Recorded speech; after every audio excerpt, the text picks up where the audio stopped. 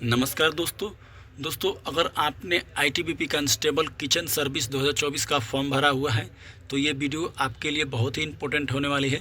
मत करिए लाइक, मत करिए सब्सक्राइब, डायरेक्ट आप वीडियो देखिए। तो दोस्तों, बात करेंगे इस वीडियो में कि अगर आपने इसका फॉर्म भर ही दिया है तो इसका सिलेक्शन प्रोसेस क्या है। मेन चीज़ है दोस्तों कि आपको एक सीट रिजर्व करनी है, तो उसके लिए पहले ये जानना ज़रूरी होता है कि इसमें सिलेक्शन प्रोसेस क्या है, कैसे कैसे क्या होगा। इन तमाम चीज़ों पे बात करेंगे दोस्तों। तो चलिए वीडियो को स्टार्ट करते हैं।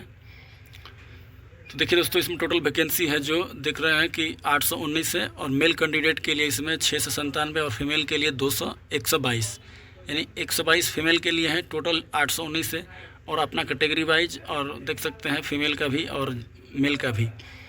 तो ये तो हुआ दोस्तों आपका वैकेंसी कितना है। चलिए बात करते हैं सामने। जैसे कि आप जानते हैं कि इसका एज जो है 18 से 25 साल, और बात करेंगे इसमें कि SC/ST के लिए छूट मिलता है 5 साल के एज रिलैक्सेशन में, और OBC के लिए 3 साल वैसे ही आप मिला सकते हैं। चलिए देखिए दोस्तों, फिजिकल स्टैंडर्ड की बात करें तो दोस्तों फिजिकल स्टैंडर्ड में आप देखेंगे मिनिमम जो हाइट है फॉर मेल कैंडिडेट के लिए 165 सेंटीमीटर होने चाहिए, और फीमेल के लिए 155। तो ये तो हुआ दोस्तों हाइट का। और अगर आप हिली एरिया से बिलोंग करते हैं, जैसे मान लीजिए हिमाचल हुआ और लद्दाख साइड से और मणिपुर मिजोरम इस साइड से लोग रहते हैं, तो हिली एरिया में गिनती होती है। तो अगर वहाँ से आप हैं तो आपको 160 ही हाइट काम चल जाएगा। और नॉर्थन स्टेट देखिए 155 में भी लिखा है ना कि for all scheduled tribe candidate हाइलिंग from north east state, तो इसमें 155 ही मांगा जाता है। और महिलाओं के लिए 147। तो इस तरह से है। और रहा बात चेस्ट का, तो मेल कैंडिडेट के लिए चेस्ट जो है बिना फुलाए 75 और फुलाकर 80 करना होगा। तो ये तो है, केवल ये मेल के लिए है, महिलाओं के लिए कोई इस तरह का रिक्वायरमेंट नहीं है। और आगे देखेंगे तो आपको मिल जाएगा। चलिए मैं दिखा देता हूँ। हाँ, सिलेक्शन प्रोसेस देखिए दोस्तों, अगर आपने फॉर्म भर दिया तो आपका एडमिट कार्ड जो पहले आएगा टायर 1 के लिए, तो उसमें आप देखेंगे आपका पहले फिजिकल फिटनेस टेस्ट होगा। देखिए फिजिकल फिटनेस टेस्ट में फेज 1 जिसको भी बोलते हैं, इसके लिए आपको एडमिट कार्ड अब प्लस में आपका आधार कार्ड या कोई भी ड्राइविंग लाइसेंस, मतलब कोई भी एक ID होनी चाहिए, फिर आपको एंट्री मिल जाएगी। तो दोस्तों आप देखेंगे फिजिकल फिटनेस टेस्ट में क्या है। तो दोस्तों आपका जो रेस है, मतलब दौड़ है 1.6 यानी 1600 मीटर की दौड़ है, आपको 7.5 मिनट में लगानी है। तो बहुत ही आसान है, आप दौड़ते रहेंगे तो निकल जाएगा, रुकना नहीं है, पास हो जाएंगे। फिर दोस्तों देखेंगे आपको 11 फीट लॉन्ग जंप फाड़ने हैं 3 चांस में। लॉन्ग जंप भी कोई खास नहीं है, आराम से आप लगा सकते हैं। और हाई जंप दोस्तों 3.5 फीट, ये भी 3 चांस में। तो ये भी कोई बड़ी बात नहीं है, 1-2 दिन प्रैक्टिस करेंगे तो हो जाएगा। और महिलाओं के लिए, फीमेल कैंडिडेट के लिए देखेंगे 800 मीटर की दौड़ है। देखिए आपको लगभग 4 मिनट 45 सेकेंड का समय है, खूब आसानी से निकल जाएगा। और 9 फीट लॉन्ग जंप है, तो 3 चांस इनको भी मिलता है। और 3 फीट हाई जंप है, 3 चांस इनको भी। तो नॉर्मल प्रैक्टिस कर लेंगे तो हो जाएगा, कोई घबराने की ज़रूरत नहीं है। वैसे ही आप देखेंगे, ये तो फिजिकल फिटनेस टेस्ट है। फिजिकल फिटनेस टेस्ट में ही दोस्तों आपका हाइट, चेस्ट, वेट, ये सारी चीज़ें मेजर की जाती है, नापा जाता है। तो ये तो रहा, मान लीजिए फिजिकल आप तो दे दिए। अब फिजिकल के बाद दोस्तों अगर आप फिजिकल क्वालिफाई कर लेंगे तो आपको फेज़ 2 के लिए आप एलिजिबल हैं। फेज़ 2 में आप दोस्तों देखेंगे तो इसमें कैंडिडेट जो क्वालिफाई कर लेते हैं फेज़ 1 को, यानी फिजिकल फिटनेस टेस्ट को पास कर लें, तो उनको एडमिट कार्ड आता है फेज़ 2 के लिए। अब एडमिट कार्ड आएगा तो आपको एग्ज़ाम देना होगा। एग्ज़ाम में दोस्तों 50 मार्क्स से क्वेश्चन पूछे जाएंगे। तो देख सकते हैं the candidate will be issue online by mention date and venue. उस पर सब डेट सेट रहेगा, आपका कहाँ दिया है, एग्ज़ाम सेंटर, सब कुछ उसमें लिखा रहता है। देखिए दोस्तों लिखा है कि the written test carrying 50 marks, however pattern of written test OMR based और कंप्यूटर बेस्ड। मतलब अभी ये जो ओमार पे भी हो सकता है, ऑफलाइन भी हो सकता है, नहीं तो ऑनलाइन भी एग्ज़ाम हो सकता है, CBT भी लिखा है, विल भी। अब जो डायरेक्शन जो है ITBP ये देगा कि ऑनलाइन एग्ज़ाम लेगा कि ऑफलाइन लेगा, ये उस पर निर्भर करता है, लेकिन हो सकता है ऑनलाइन भी, ऐसा नहीं है।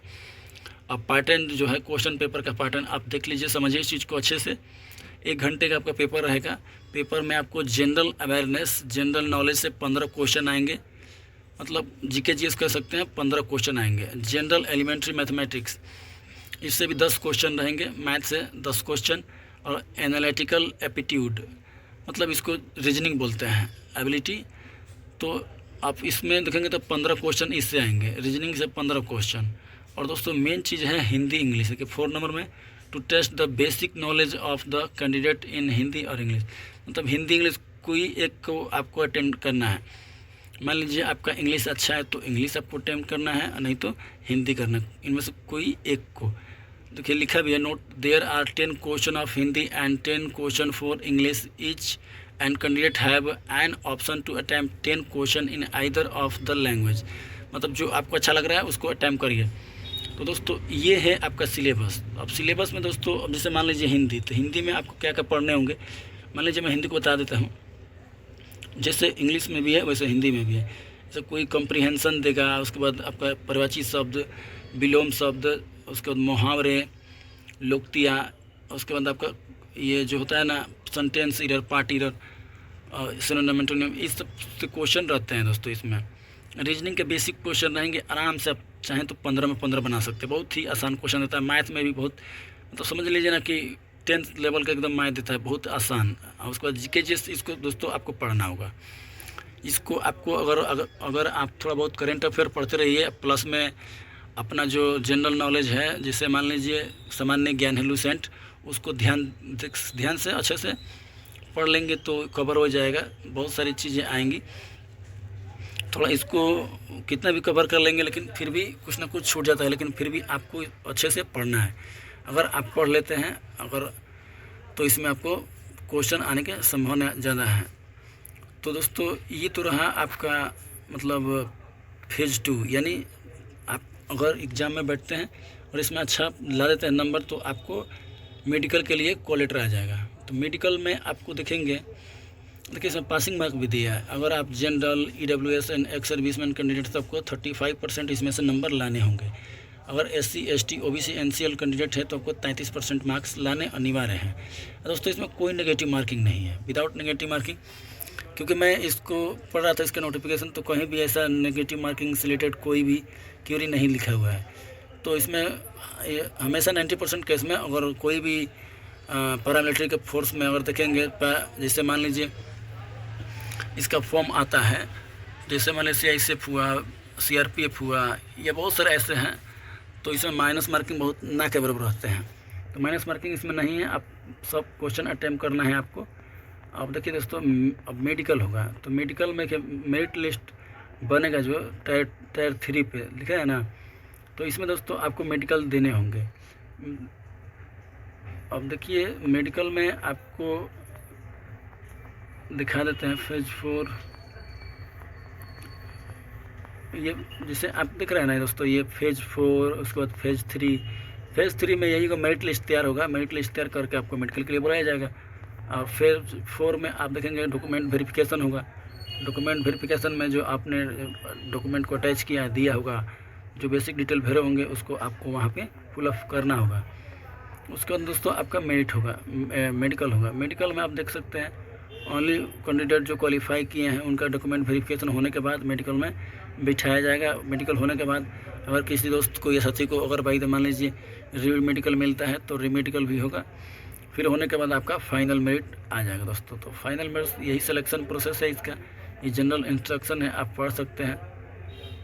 आप इसमें देखेंगे तो आपको दिख जाएगा क्या क्या नहीं ले जाना है, क्या क्या ले जाना है, उसके बारे में आप नॉर्मल सी बात है दोस्तों। अगर आपने एग्ज़ाम दिया है, अगर गवर्नमेंट जॉब की तैयारी कर रहे हैं तो बहुत सारे एग्ज़ाम दिए होंगे तो समझ सकते हैं कि क्या क्या पेपर देने के लिए ले जाना पड़ता है, जैसे पैन कार्ड, आधार कार्ड, ड्राइविंग लाइसेंस और एडमिट कार्ड। इसके अलावा दोस्तों आपको कुछ नहीं ले जाना है, वही सारी चीज़ें इंस्ट्रक्शन में दी हुई है। तो बस यही है दोस्तों। उसके बाद आपका अगर आप अच्छे से तैयारी करेंगे तो मेरिट आने के चांस हैं। अब ये देखिए फॉर्मेट दिया है, अगर आप SC ST हैं तो उसके लिए, SC ST हैं तो आपका कास्ट सर्टिफिकेट है दोस्तों। कास्ट सर्टिफिकेट इस मॉडल में होना चाहिए, मैंने इस फॉर्मेट में होना चाहिए। इंग्लिश फॉर्मेट है, ऐसा बनवा लीजिएगा, नहीं बनवाए हैं तो बनवा लीजिए दोस्तों। आपके नज़दीकी एरिया